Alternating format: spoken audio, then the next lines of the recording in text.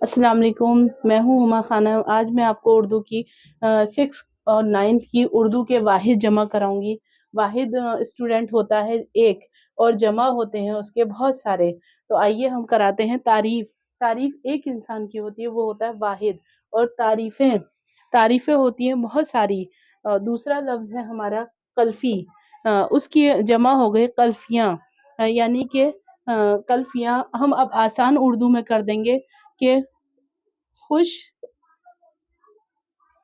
किस्मत।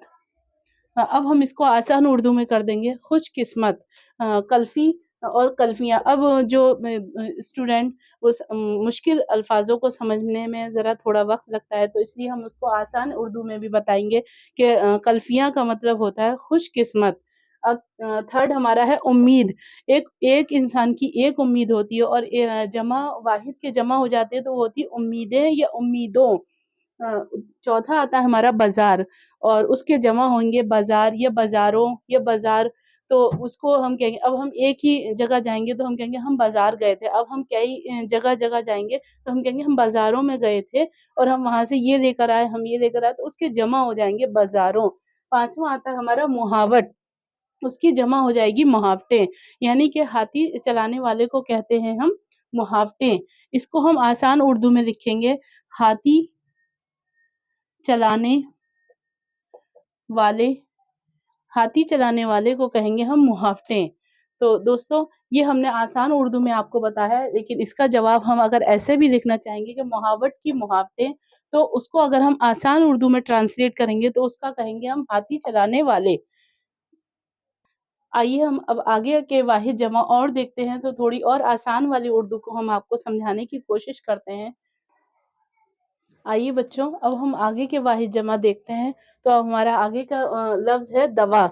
दवाएं जो होती हैं वो एक खुराक होती है। अब उसके हम जमा में बताएंगे तो दवाएं, यानी कि दवाएं बहुत सारी होती हैं। अब हम डॉक्टर के पास जाते हैं तो वो एक खुराक तो देता नहीं है, तीनों खुराकें देता है। तो तीनों खुराकें हो गई दवाएं। दवा का जमा हो गया दवाएं। अब दूसरा हो गया मरगूब। मरगूब का जमा होगा मरगूबात। इसका हम आसान उर्दू में कर देंगे हम दिल पसंद। अब हम इसे मरगूब को मरगूबात का दिल पसंद लफ्ज हो जाएगा। अब आपकी मर्जी है कि आप इसको दिल पसंद लिखें या मरगूबात। वैसे आप मरगूब का मरगूबात ही लिखें, ये आपके जहन में रहे कि हम इसका आंसर जो आसान उर्दू में है वो दिल पसंद है। तीसरा हमारा है नुकसान। नुकसान एक होता है, नुकसानात जो होते हैं वो बहुत सारे नुकसानात हो जाते हैं। जैसे कि हमारा एक नुकसान हो गया, अब हम कहेंगे नहीं नहीं हमारा एक नहीं, जमा में आएगा हमारे बहुत सारे नुकसानात हो गए उस वजह से।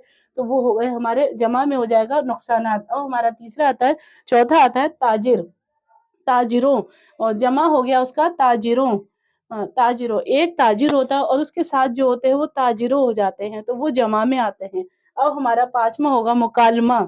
मुकालमा, मुकालमात, उसका जमा हो जाएगा। मुकालमात का मतलब है, हम आसान उर्दू में बताएंगे कि हम जो है मुकालमत चूंकि बोलने या कलाम करे के नाम है, इसलिए हम उसे आसान उर्दू में नहीं कह सकते।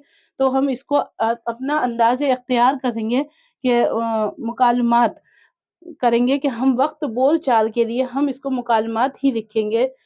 इसलिए कि काम अंदाज इख्तियार कहा जाता है, इसको किताबी ज़बान में ही लिखा जाएगा, लेकिन हम इसको मुकालमा का मुकालमात ही लिखेंगे दोस्तों। आइए स्टूडेंट, हम आपको थोड़े से वक्फे में थोड़े से अल्फाज वाहिद और जमा के बाद हम अल्फाज के मुतज़ाद भी समझा देते हैं। तो हम उसको भी थोड़ी सी आपको रोशनी डालते हैं कि थोड़े से टाइम के लिए हम उसके अल्फाज और मुतज़ाद को भी नोट डाउन करा दें। आइए दोस्तों, थोड़े से हम जल्दी से अल्फाज के मुतज़ाद पे भी रोशनी डालते हैं। तो हम देखते हैं अल्फाज और मुतज़ाद क्या है। अल्फाज के मुतज़ाद, आइए बच्चों, तो पहले अल्फाज के मुतज़ाद की तरफ रोशनी डालते हैं। अल्फाज है दूर, उसके मुतज़ाद होगा नज़दीक। हर चीज़ का वो उल्टा उसका वो हो जाएगा। तो दूर का होगा नज़दीक। और दूसरा है कैद। कैद का मुतज़ाद क्या हो जाएगा, रिहाई। तो तीसरा है गुलाम। गुलाम जो है, गुलाम जो कैसे बंदिश कर लेते हैं, उसको अपना वो कर लेते हैं, तो उसका मुतज़ाद होगा आज़ाद। उसको हम मुतज़ाद में लिखेंगे कि आज़ाद कर दिया हमने उसको। اب ہمارا چوتھا ہوگا شجاعت. شجاعت مانے جو ہوتا ہے دل خوش انسان ہوتا ہے.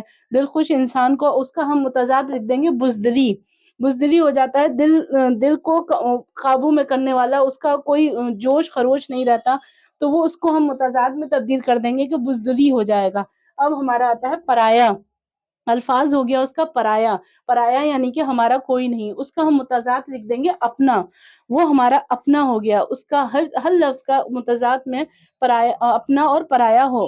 تو یہ آپ کو کیسا لگا تو آپ ضرور بتائیے گا، اور چاہیں تو آپ اس کو نوٹ ڈاؤن کر سکتے ہیں، اور اپنی اس میں یاد کرنے کے لیے انٹرنس میں بہت ہی اچھا آپ کا وہ ہوگا، رسپانس ہوگا، تو مجھے اچھا لگے گا. اور آگے بھی میں آپ کو اور اچھے سے اچھا کرتی رہوں گی. شکریہ. اللہ